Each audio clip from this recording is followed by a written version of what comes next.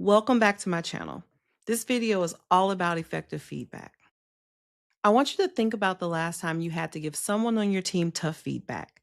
Did you say exactly what you meant, or did you maybe soften it or walk away feeling like the message never landed? If you're being honest, there's a good chance it's the latter. And if that's the case, you're not alone. It has been shown that leaders often worry about hurting feelings, creating unnecessary tension, or making things worse instead of better when delivering constructive feedback. So often, the feedback does come out unclear or watered down if it's addressed at all. I'm Dr. Quinette Taylor. I'm an organizational development and behavior expert.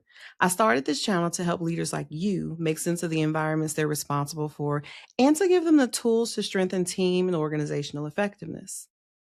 In so many areas of our lives, we want people to be mind readers. We want our spouse to magically know exactly how we're feeling without saying it. We want our friend to miraculously know the comment they made actually hurt our feelings without us ever saying so. We want our kids to know we love them even when we're correcting their behavior without actually saying the words. And it's no different at work. Not everyone struggles to communicate tough or complicated messages, but a significant number of people really do. And if you lead teams and you are not intentional about it, there's a good chance you're not communicating as clearly as you think you are. And this may be eroding the trust and confidence of someone or someone's on your team. Your intent may be good, but as a leader, the impact of your words and actions lasts long after someone has moved from your team. Whether it's vague or conflicting feedback, bloated praise to minimize the impact, or feedback sandwiches, which are dreaded, where you start and end with something positive, kind of sandwiching the constructive feedback, which is the most important part, in the middle, or avoiding the conversations altogether.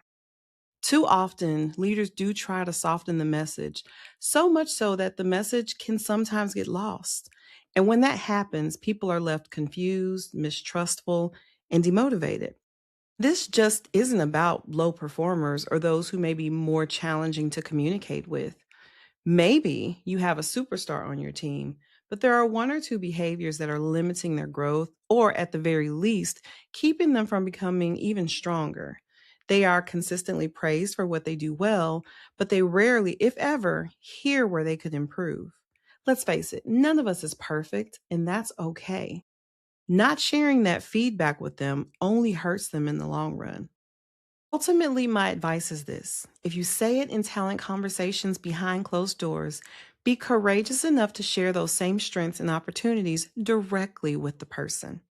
I've had leaders tell me they should know, or even if I do say something, they won't change. Or my personal favorite is, how many times do I have to tell them the same thing? And then when we look a little more closely, we find there may have been a few flyby comments or one off statements, but the message never landed. I do think many leaders believe they communicated well. And while there are certainly times when someone may resist hearing the message, more often the issue is whether it was delivered clearly, thoughtfully, and directly enough to actually land. Again, they can't read your mind. And as much as we may wish certain behaviors were automatic or obvious, sometimes they're not.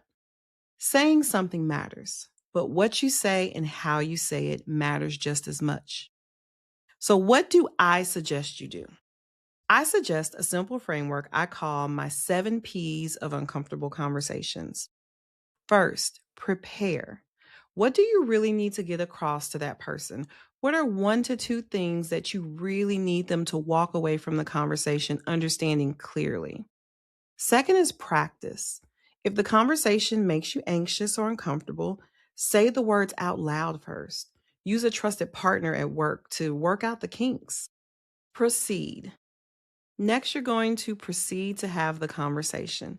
Try to keep it timed as closely to the situation as possible. Remember, we're not waiting until performance review processes. Those should be reserved for summing up the year, discussing the highs, the lows, and performance trends. Next, you're going to pause. You will leave space within the conversation for processing and questions.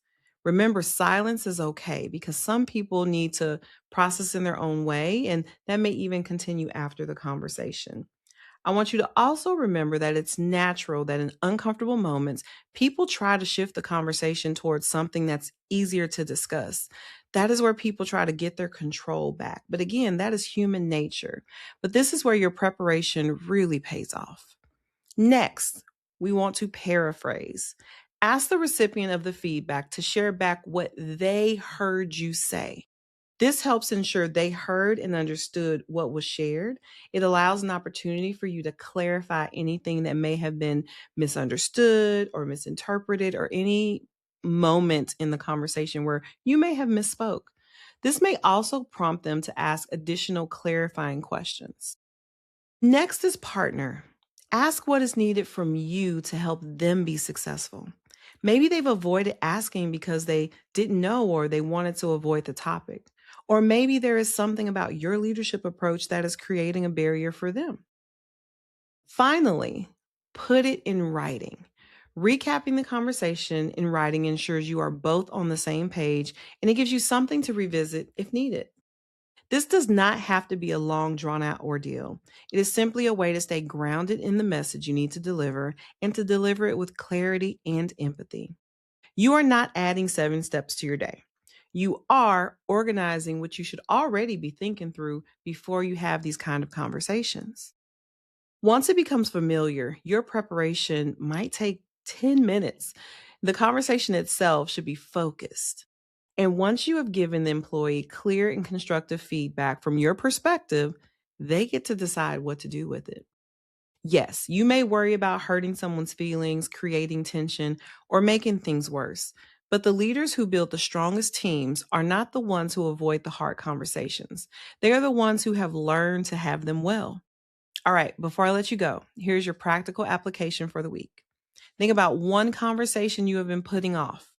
You know the one I'm talking about. Maybe it's feedback you've been sitting on, something you really softened too much the last time, or a conversation you've been avoiding altogether. Before you have it, walk through the first two P's. Prepare what you actually need this person to walk away understanding, and then practice saying it out loud. Not in your head, out loud. You will hear where it is unclear, where you're drifting, or where the message is getting lost. That is the work. Start there. I also have a simple feedback guide linked in the description to help you work through this framework step by step. If this video was helpful, let's continue the conversation in the comments. Thanks, and I'll see you next week.